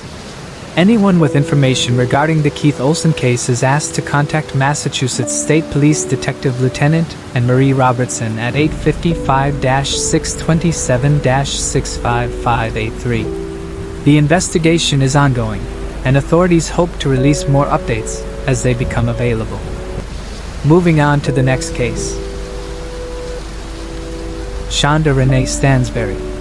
Shonda Renee Stansberry, 24, disappeared on December 9, 2006, in Weldon, North Carolina. She was last seen around 6 a.m. at her sister's workplace, the Waffle House, where she had visible bruises on her face and legs, as well as a bump on her temple. One of the customers at the Waffle House offered her a ride to the West Side Trailer Court in Roanoke Rapids, where she had been staying with friends. However, on the day she disappeared, her friends asked her to leave. Her whereabouts remain unknown. she has never been heard from again. Police initially believed Stansberry left willingly. At 11:30 a.m. on December 14th, however, a woman in Walden County, South Carolina called 911 and said she had seen a woman whom she believed was Stansberry running into the woods behind the Information Grocery Store off Highway 158 in Halifax, North Carolina. The woman hung up without identifying herself, and investigators were unable to trace the call. But a few days later, the police tracked her down and spoke to the witness. She told them, 2 black males chased the woman who was naked, pleading from her face and screaming for help into the woods. The witness knew Stansberry and recognized her. She said that she didn't try to help because she was afraid for her life. The witness described one of the men chasing Stansberry as between 28-32 years old, 5 feet 8 inches tall with dark complexion, big arms and a stocky build. He was wearing jeans, a white t-shirt and a baseball cap and may have been bald. The other man was 5'6" with a medium bald, light skin and dreadlocked hair. He may have been wearing Timberland boots, jeans with patches on them, an oversized button-down shirt which is possibly brown or light brown. Stansberry's case was reclassified as an endangered missing person as a result of the witness' statements. In January of 2008, over a year after her disappearance, several more people came forward and reported that they saw Shonda in Wilson County, approximately 60 miles away from Roanoke Rapids. Detectives were sent to search for Shonda in Wilson County, but again failed to locate any trace of her. Shonda Stansberry, a mother of 3, was last seen in 2006, and her case remains unsolved. Her mother believes that Stansberry may have suffered a head injury that caused amnesia, potentially leaving her unable to recall her identity. Despite ongoing efforts, there has been no resolution, and her whereabouts remain unknown. Moving on to the next case. Richard Finney. On the morning of November 13, 1986, 75-year-old Richard Finney was found dead in a chair in his East Mission Avenue apartment in Ontario, California. He lived alone, and his residence had been ransacked, with money, jewelry, and other belongings stolen. Investigators recovered knives, fingerprints, and blood believed to belong to the suspect. Despite these clues, the case went cold for decades. However, with advancements in technology, the case was reopened in 2016, giving investigators new opportunities to analyze the evidence. Investigators resubmitted the bloody handprint and a fingerprint found on the knob of a sink inside Richard's home. This time, they found a match. The fingerprint matched that of Nathan Eugene Mathis. Mathis submitted his fingerprints for a job application as a security guard, and that was why investigators had his fingerprints on their database. Mathis was arrested in April 2018 at his home in Ontario in connection with the case. He was 31 years old when the crime took place. In May of 2022, Mathis pleaded guilty. Then, 2 months later, in July, he was sentenced to 15 years to life in prison. Before imposing the stipulated 15 years to life term, San Diego Superior Court Judge Carlos Amores said, "The question as to who did this heinous crime has been answered. The question as to why it was done, and how could somebody do this to someone who was obviously unable to defend himself, may never be answered." Moving on to the next case. Pepita Redhair. Pepita Redhair, a proud member of the Navajo Nation with a love for art and skateboarding, disappeared without a trace in 2020. A University of New Mexico student, she worked at a Hot Topic store in Albuquerque and aspired to become a teacher or an engineer. Her sudden and uncharacteristic vanishing has left her family searching for answers. On March 24, 2020, the 27-year-old left her mother's home in Crown Point to visit her partner, Nicholas K., in Albuquerque. Later that afternoon, Pepita reunited with her mother, Anita, for lunch at McDonald's. Afterward, Anita dropped her daughter back at Nicholas's residence before heading home herself. She didn't think much of it as she waved goodbye, unaware it would be the last time she'd see her daughter. According to Nicholas, he and Pepita went out for drinks on the evening of March 26th, 2 days after her mother last saw her. While they were out, they met up with another man whose identity has not been made public. Nicholas told investigators that he and Pepita got into an argument that night at a party they were attending, and that the last time he saw her was when she walked out of the house where the party was being held. The residence is located in northeast Albuquerque. While this was the last time Nicholas saw his girlfriend, it was not the last time he heard from her. He reportedly received a text from Pepita the following day which explained she was with another man. Nicholas believes the man they encountered at the party was the last person to see Pepita before her disappearance. However, the text message allegedly sent to him has not been publicly confirmed by police. Pepita's mother, Anita, filed a missing persons report on March 28, 4 days after last seeing her daughter. In the days leading up to this, Anita had repeatedly called and texted Pepita, but the lack of response turned her concern into alarm. 2 days after filing the report, Anita received a text message from her daughter's phone. The text explained that they had purchased a mobile phone from someone, indicating the device had been stolen. Anita recalled, "Friday 27, I tried calling her. I tried texting her. My intuition right away told me something was wrong. I tried on Monday 30th again. I tried texting her, but that's when her phone was stolen." Frustratingly, the police were initially incredibly unhelpful as Anita filed the reports.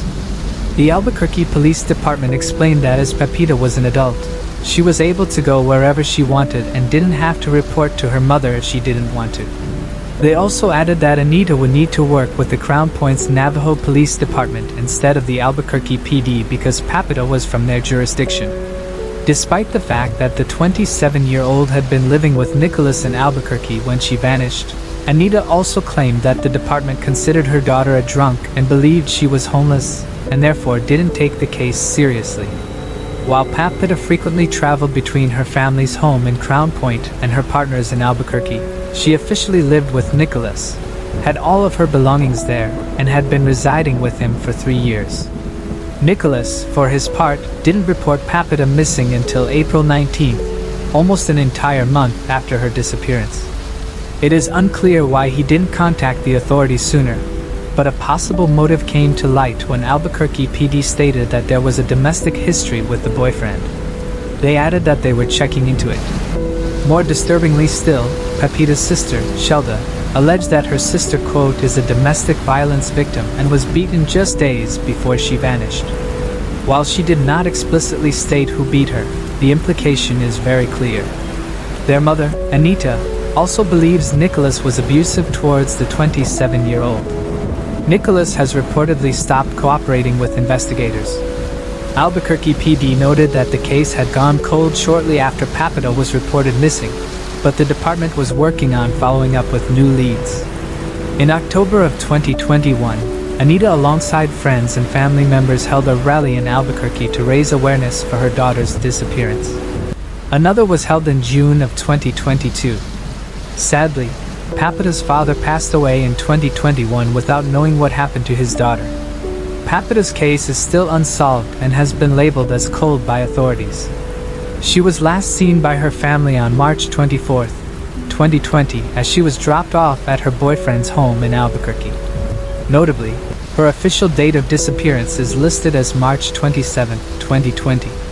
Pepita is described as a Native American woman with brown hair and eyes. She is 5 feet 1 inch tall, weighed approximately 141 pounds when last seen, and has 2 beauty marks on her chin.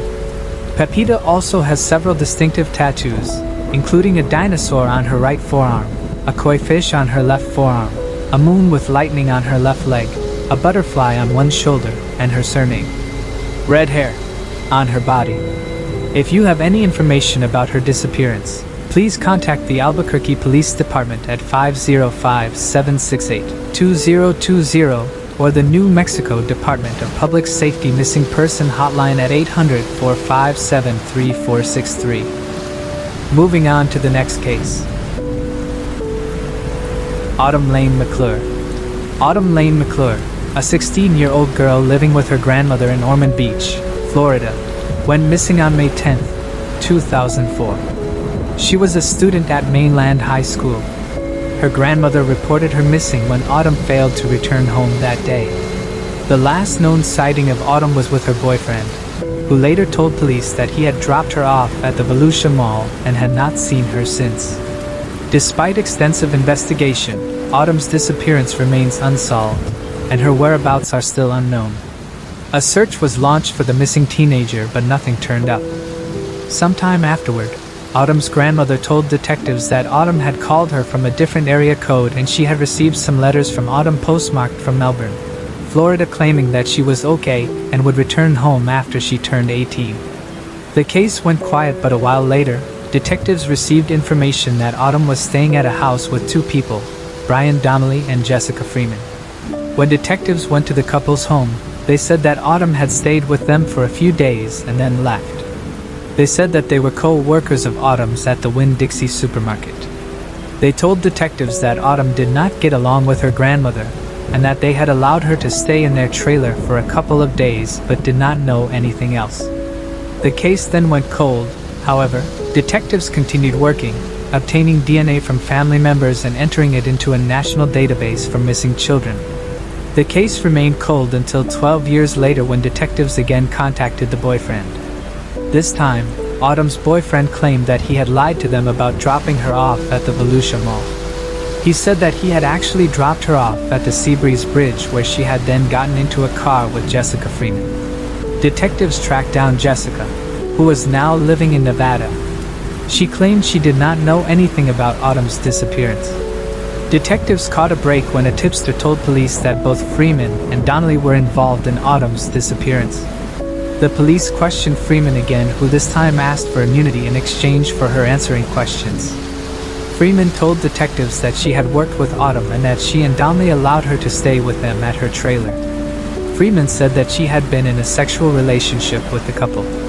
Freeman told investigators that one day she returned home to see Donnelly allegedly choking Autumn in the bathroom. She recalls that she was unable to save Autumn and that she left the trailer where the three had lived. When she returned 2 weeks later and inquired about what had happened to Autumn, Donnelly allegedly told her, "Shut up, or the same thing will happen to you." Over the years, Donnelly allegedly told Freeman several times about how he had cut Autumn up and buried her. She said that she did not know where Donnelly had buried her body.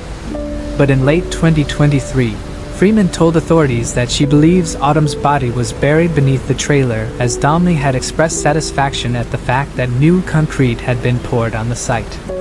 Using ground-penetrating radar, authorities searched the surface. They found spots of different density than the surrounding soil. Subsequently, authorities worked with the new owner of the trailer on the property to excavate the remains. In February of 2024, authorities recovered what they say is 99.9% of Autumn's remains. These were taken to the medical examiner to confirm her identification. Despite Autumn's remains finally being found, Donnelly could not be charged as he had died in 2022. Moving on to the next case. Gregory Patrick Carpenter. In January 1993, skeletal remains of an unidentified individual were found in a wooded area between Highway 50 and Highway 408 in Orlando, Florida. A passerby discovered the remains and promptly contacted the sheriff's office from a nearby store. The Orange County Sheriff's Office responded and transported the remains for examination. It was determined that the remains belonged to a white male, approximately 5 feet 9 inches tall. Despite these initial findings, the individual's identity remained a mystery. He was between the ages of 45-55 years old. He was wearing a pair of blue jeans, socks, and a blue tank top at the time of his discovery. Details of the case were entered into the National Missing and Unidentified Person System. Investigators were unable to identify the man, despite their extensive efforts. No matches were found, and the case went cold due to a lack of viable leads. In 2022, the Orange County Sheriff's Office submitted forensic evidence to Othram. Othram's scientists successfully developed a DNA extract from the forensic evidence. They used forensic-grade genome sequencing to build a comprehensive DNA profile for the unknown man. Once the profile was successfully built, Othram's in-house forensic genetic genealogy team produced new investigative leads that were provided to the Orange County Sheriff's Office. A follow-up investigation was conducted using the new leads. This led investigators to potential relatives of the man. In June 2024, this investigation then led to the positive identification of the man who is now known to be Gregory Patrick Carpenter, born in 1947. Greg was last seen alive on December 26, 1992, and was reported missing to the Orlando Police Department that same day. It was determined that his manner of demise was ruled as slaying due to a gunshot wound to the head. The Orange County Sheriff's Office is asking for the public's assistance in solving this case. If you knew Greg Carpenter or have any information about his life or the circumstances surrounding his death, please contact the Orange County Sheriff's Office Cold Case Unit at 407-836-4357 or Crime Line at 1-800-423-TIPS 8477. Your information could be vital in bringing justice to Greg and providing closure to his family. Moving on to the next case.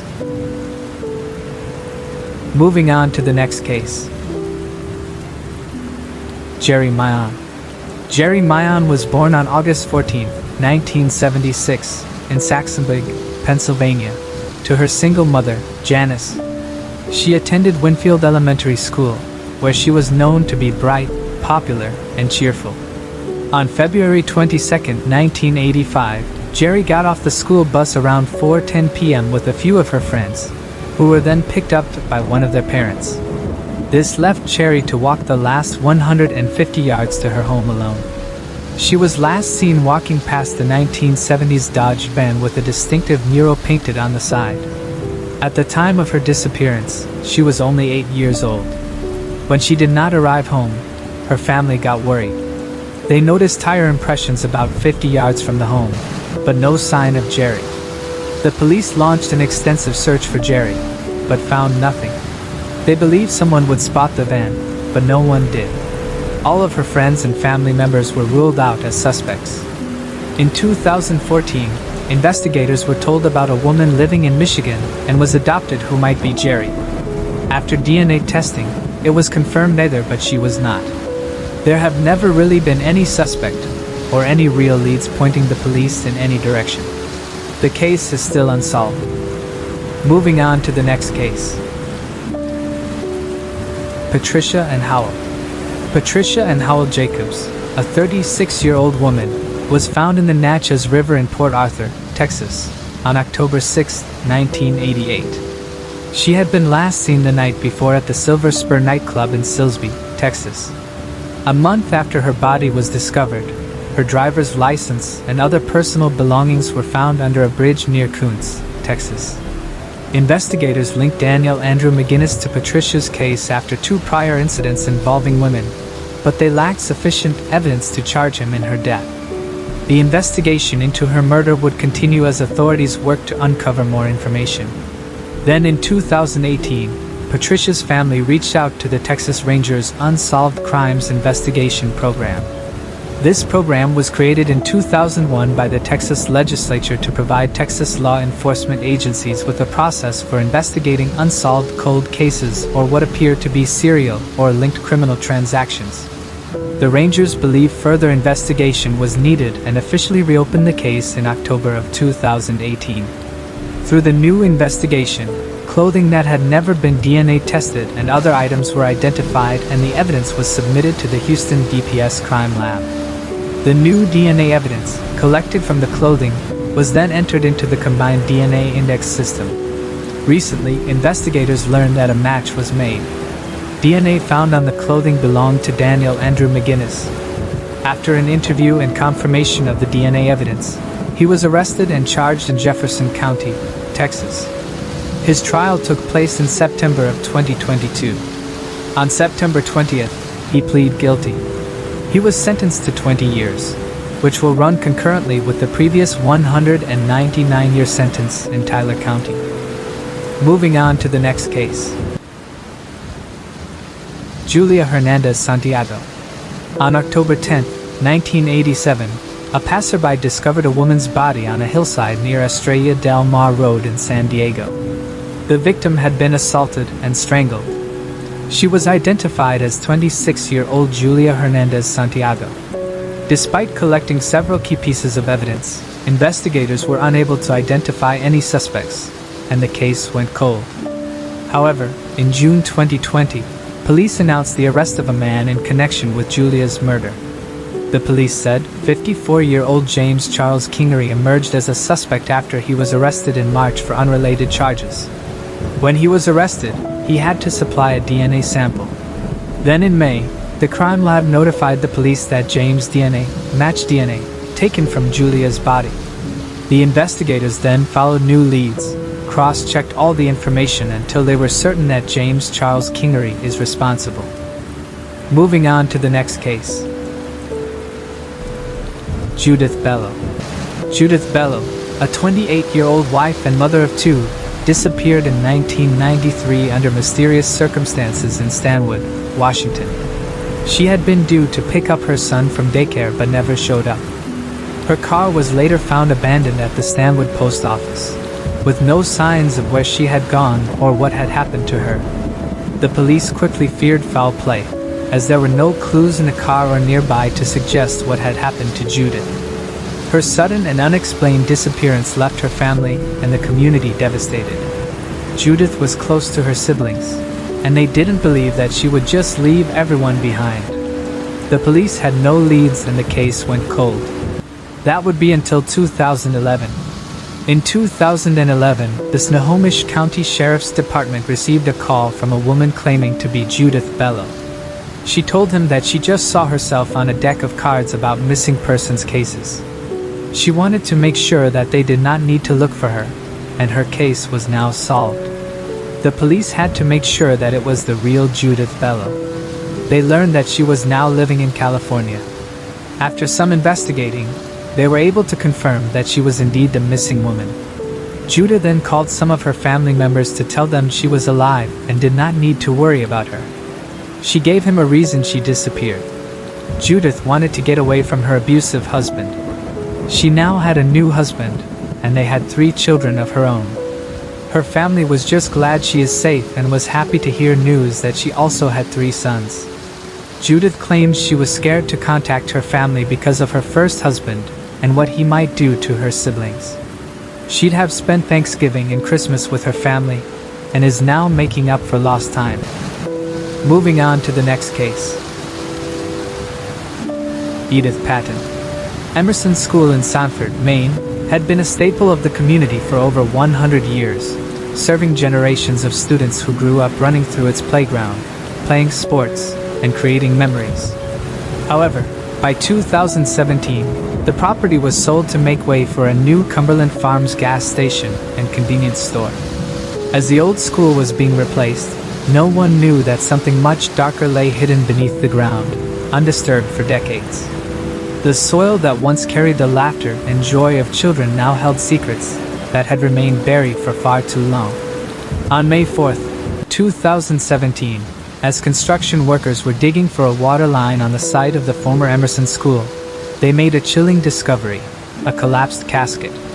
As they continued to dig, human remains were uncovered, including finger bones, a jawbone, teeth, and ribs. The site, located so close to the school, raised unsettling questions. Who would bury someone so near to a place where children had played for generations? Though the pelvic bone was missing, making it difficult to determine the gender with certainty, medical examiners speculated that the remains belonged to a 10-year-old female child. The discovery shocked the community, who were left grappling with the eerie implications of this long-forgotten burial. Officers discovered the remnants of a beautiful antique wooden casket, along with several nickel-plated handles and the keys to the coffin. Initially, Major Matt Gaunier from the Sanford Police Department treated the area as a potential crime scene. However, it was later confirmed to be an old gravesite. This wasn't the first time Sanford residents had encountered ancient remains. In the 1980s, while digging for an elevator shaft at the town hall, workers unearthed a leg bone, which was later determined to be very old. Experts confirmed that the casket found in 2017 dated back to the Victorian era, meaning the body was over 100 years old, adding another layer of mystery to the discovery. Upon discovering something so unique and mysterious, the construction of the gas station was halted. Then came the meticulous task of carefully excavating the grave. The city manager at the time, Stephen Buck, was accompanied by the construction workers' foreman, Peter Smith, as he sifted through the dirt carefully by hand. They were also joined by Paul Auger, who was a teacher as well as a local historian, a member of the Sanford Springvale Historical Society's board of directors. Auger was an enthusiast, and as soon as the coffin was discovered, he declared the site to be an historical excavation. The mayor at the time granted an extension for the excavation to ensure all the invaluable pieces of evidence were properly recovered. His son, Andrew Auger, played a key role in carefully handling the delicate artifacts, taking great care not to damage anything as the materials had become fragile over time. Every shard of glass, piece of metal, and bone was meticulously documented as it was removed from the dirt and mud. One notable feature of the coffin was a single-pane glass window on the top, which was typical of Victorian-era caskets, according to the Sanford Springvale Historical Society. The roots of a nearby oak tree seemed to frame the coffin, their tendrils intertwining with the casket, adding an eerie and almost fairy tale-like quality to the scene. They labeled each bone, each artifact such as the 2 coffin keys and a piece of gingham cloth. A gingham cloth is a sort of plaid check cloth probably once belonging to a dress. Before reburying the remnants of the coffin, officials felt it was only appropriate to identify the person who was laid to rest there. Some of the proceeds from the sale of Emerson's school were used to finance the DNA tests that would be conducted in an attempt to give a name to the deceased. Paul Auger was a high school history teacher, and his students volunteered to help with the identification process. With more hands on deck, the process did not get any easier. The state medical examiner's office had no use for identifying the remains, but Paul Auger championed the cause. Mayor Tom Coate prioritized the digging in the local city council's agenda, and the council approved funding. Later on, Mayor Becky Brink would continue to support the cause. The excavation process was lengthy. Paul and his son, Andrew, looked for more bones with a special sifter that the owner of a nearby Shaw's hardware store customized for this purpose. They were able to find parts of a skull, pieces of vertebrae, ribs, and a mandible with teeth. Teeth typically help identify victims easily, but back then, there were no dental records. Still, it is good for DNA evidence. Dirt and root hairs that covered the bones were cleaned with soft, bristled toothbrushes and chopsticks, and washed gently with water. After the cleaning, the human remains were laid out on an examination table at the Carl Heald and Black Funeral Home. By this point, it became public knowledge that the school grounds had previously been Woodlawn Cemetery, as could be seen in photos, maps, and documents 1889. Thomas Goodall was the founder of Goodall Mills in the 1860s, who owned the Goodall Mansion across the street. Emerson School, formerly Sanford's High School, was constructed adjacent to the cemetery. The town began relocating graves out of the cemetery around 1900 to make space for the Emerson School, which was built in 1901 and opened to students in 1902. When Willard School was erected in the 1920s, it transitioned to become a high school, while Emerson assumed the role of an elementary school. Sometime in the early 1900s, due to neglect and changing climate, the graves were deteriorating, so they were relocated to Oakdale Cemetery, creating space for a playground at Emerson School. According to the city records, 77 bodies were exhumed on record and reburied at Oakdale. The site was clear enough by 1933 for Emerson School to purchase the grounds. The front page from Sanford Tribune, an Advocate newspaper, of September 17, 1971 ran a headline that read, "300 Emerson schoolchildren cheer as Woodlawn Cemetery is converted into playground by town officials." Paul Auger could recall stories of kids bragging about how they used gravestones as third base for baseball, except they were not just stories. While the remains were laid out at Carl Heald and Black Funeral Home, they could only deduce they were the bones of a little girl. But it took 6 long years to identify the Woodlawn Cemetery doe, as she was dubbed. Initial DNA tests only confirmed the medical examiner's observation. The bones belonged to a woman, but not a little girl as they had initially assumed. The teeth of the deceased would hopefully provide enough DNA signatures to identify the family this person belonged to. Major Gagney helped upload a genetic profile to the public database known back then as GEDmatch. Years passed, and finally, Paul Auger contacted the DNA Doe Project in the spring of 2022. The DNA Doe Project helped identify nameless bodies in an attempt to lay the deceased to rest with consent from their loved ones, possibly solving mysteries or reuniting relatives with the bodies of their own kin. Jennifer Randolph of the DNA Doe Project became actively involved in the search for the missing link. This speeded up the entire process. They handed the DNA samples to Parabon Nano Labs.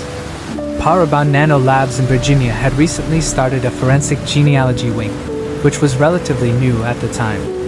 There were many matches, but most of them were inconclusive. Finally, through bioinformatics, the lab's investigative genetic genealogists were able to identify the nameless body by building a family tree from her great-great-niece and nephew. There were 3 promising leads: a paternal half-great-great-niece, a paternal half-great-great-nephew, and a maternal third cousin 3 times removed.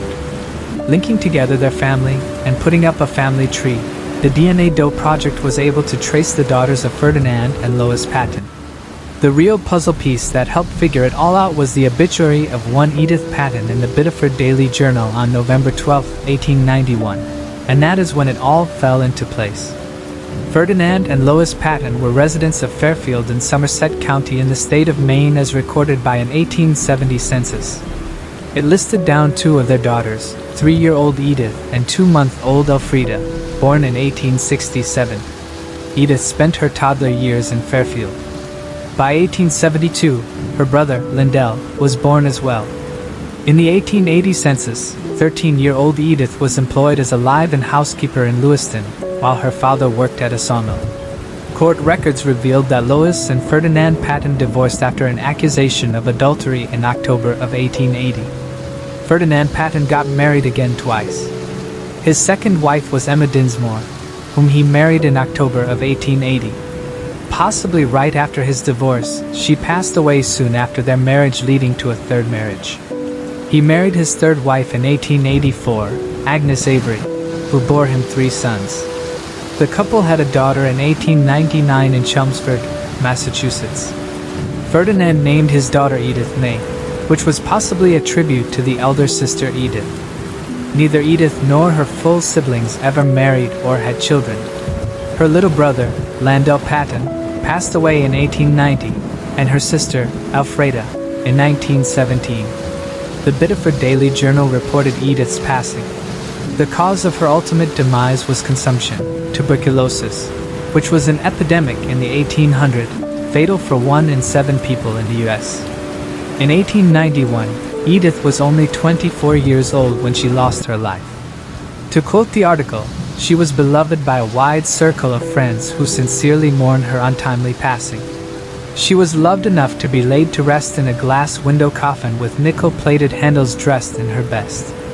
Passing at a young age, Edith Patton did not have many papers to record her life. There is no record of when she moved to Springvale. Her parents also passed away within a few years of Edith losing her life.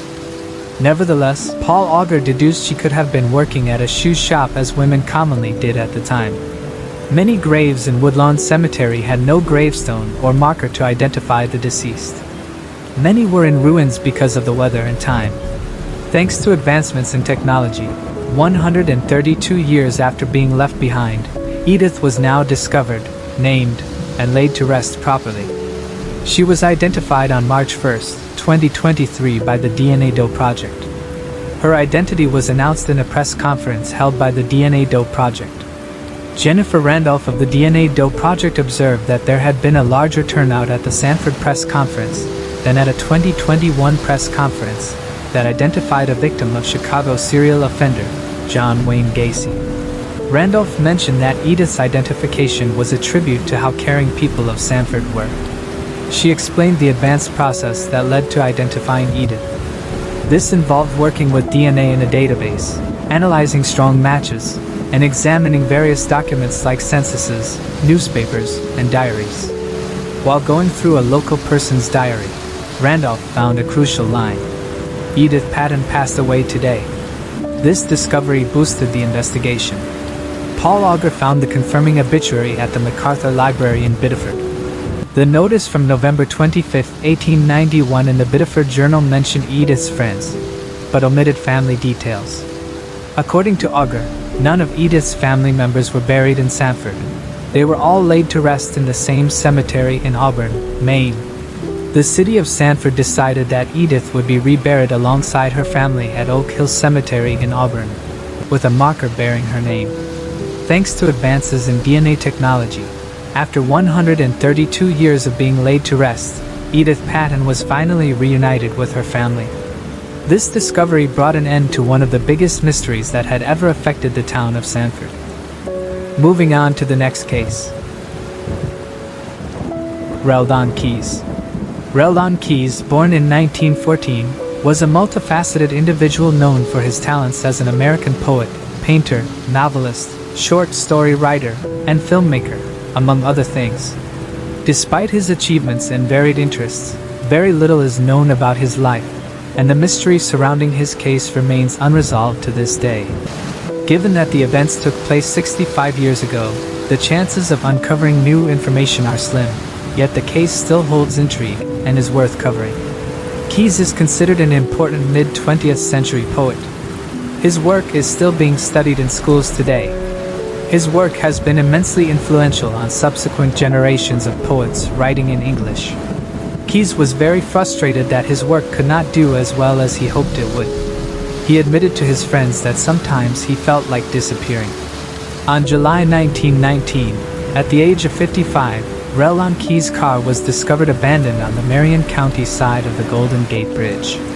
The circumstances surrounding his disappearance remain unclear, leaving several possibilities open. It's uncertain whether he chose to run away and start a new life, or if he decided to end his life suddenly. The unanswered questions about his fate add to the mystery that continues to surround his case. Before I continue, I want to remind you that only a small percentage of people who watch my videos are actually subscribed. So if you enjoy my content, consider subscribing. It's free and you can always change your mind later. Now, let's move on with the video. Moving on to the next case. Kristen Denise Smart.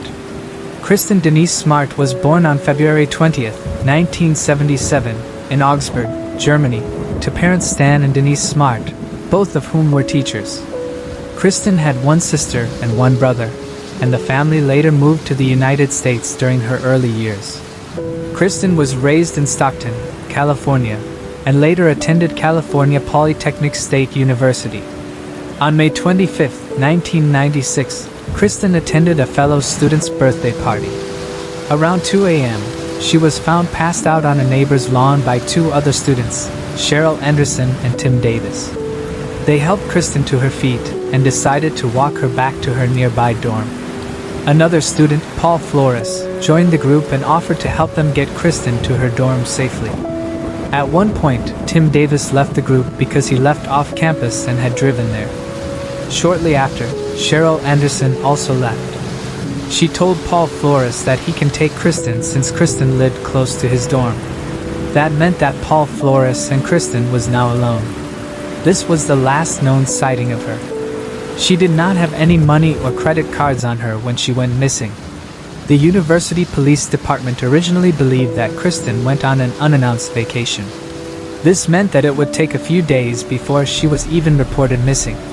Once the investigation finally got started, the police looked into Paul Flores since he was the last person to have seen her. There was actually substantial evidence that Paul Flores was responsible for Kristen's disappearance. An earring belonging to Kristen was found by a tenant who lived at a former residence of Paul Flores's mom. Between 1996 and 2007, the police searched the properties owned by the Flores family, but found nothing. Then on September 6, 2016, officials from the San Luis Obispo County Sheriff's Office announced they were investigating a new lead in the case. They then excavated an area near the campus Kristen attended. After 3 days, items of interest were found. These items were then analyzed to see whether they are connected to her disappearance. The items are still being investigated at the time of the making of this video. On January 29, 2020, the police department confirmed that 2 trucks owned by Paul Flores had been taken in as evidence. On April 22nd this year, the Los Angeles Times reported that a search warrant was served at the home of Paul Flores in San Pedro, California. It has been reported that numerous items of interest were successfully found during the search at his house. That is all we know right now. Some good did come from this case at least. With Kristen's disappearance taking place on a campus and the campus police taking so long, it resulted in a Kristen Smart Campus Security Act. This law mandates that all public colleges and publicly funded educational institutions establish agreements with local law enforcement to ensure the reporting of cases related to violence against students, including those involving missing students. Moving on to the next case. Harold and Akilah Degree. Harold and Akilah Degree's lives seem to be full of love and devotion to their family and faith. Their strong family bond, however, would soon be tested by a series of events that would change their lives forever. The power outage on the evening of February 13, 2000, following a nearby car accident, added an eerie layer of uncertainty to an already tense situation. Asha, who was likely already preparing for bed or winding down for the night, would have been affected by the sudden loss of power.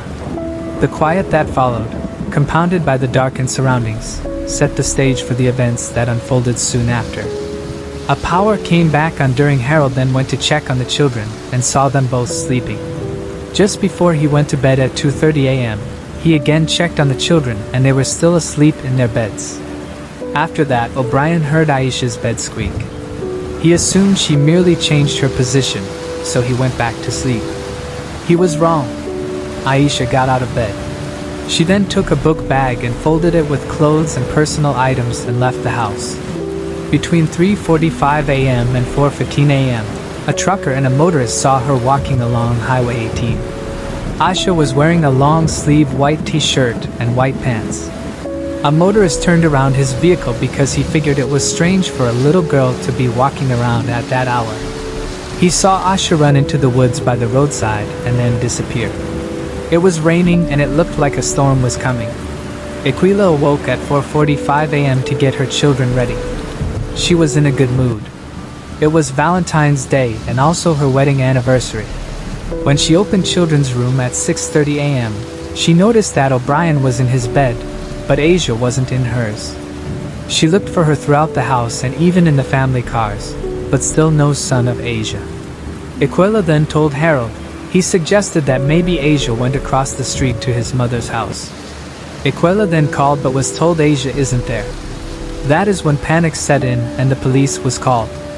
At 6:40 a.m., police arrived at her house. They had police dogs, but the dogs could not pick up her scent outside. Akilah went through the neighborhood yelling Aisha's name. By 7 a.m., everyone was awake and looking for Aya. Local news also arrived on the scene and thanks to them, a trucker and a motorist came forward telling police what they saw. The police now knew what direction Asha headed in, but still couldn't find her. At the end of the day, there was still no sign of her. The next day, candy wrappers were found in a shed at a nearby business along the highway. Along with them were a pencil, a marker and a Mickey Mouse-shaped hair bow. It was confirmed that these items belonged to Asia. Also that day, Akilah found that Asia's favorite clothing was missing from her room.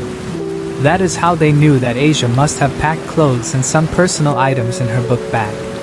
After a week, the search for Asia was called off. 9,000 man-hours was invested into searching for her. The police also followed up on every single lead. Missing person posters were put up in the entire area. Her belief was that Aisha ran away, especially since she packed the things herself. On the other hand, it is not typical for a 9-year-old to run away though. There was also no reason for her to run away. She did not have a dysfunctional family, and she did well in school. A month after Asia disappeared, the family went on the Montel Williams show to call attention to the case. America's Most Wanted and the Oprah Winfrey Show also devoted segments to it. Despite all efforts, no one had any idea what happened to Asha. Akilah got really frustrated. She said publicly that people aren't doing enough, and she believes it is because Asia is black and not white. About a year and a half on August 3, 2001, Asia's book bag and other items were discovered during a construction project of Highway 18 in Burke County near Morganton. It was found 26 miles or 42 kilometers from Shelby, where the family lived. All of the things were wrapped in a plastic bag. The FBI took it in for more forensic analysis. The results from this test still haven't been made public. Asia's family saw tries to keep the case in the media. In 2008, Asha's family established a scholarship in her honor to support a deserving local student, and they also organize an annual walk to raise awareness and funds for the continued search. Alongside this, they displayed photos of what Asha looked like at the time of her disappearance, as well as updated images depicting what she might look like now. In May 2016, the FBI announced a potential new lead, stating that Asha might have been seen getting into a dark green early 1970s Lincoln Continental. While Belize initially seemed like a promising lead, it has yet to yield any results. Despite the challenges, Asha's family holds on to the hope that one day she will walk through the door, and they will be reunited. Thanks for watching.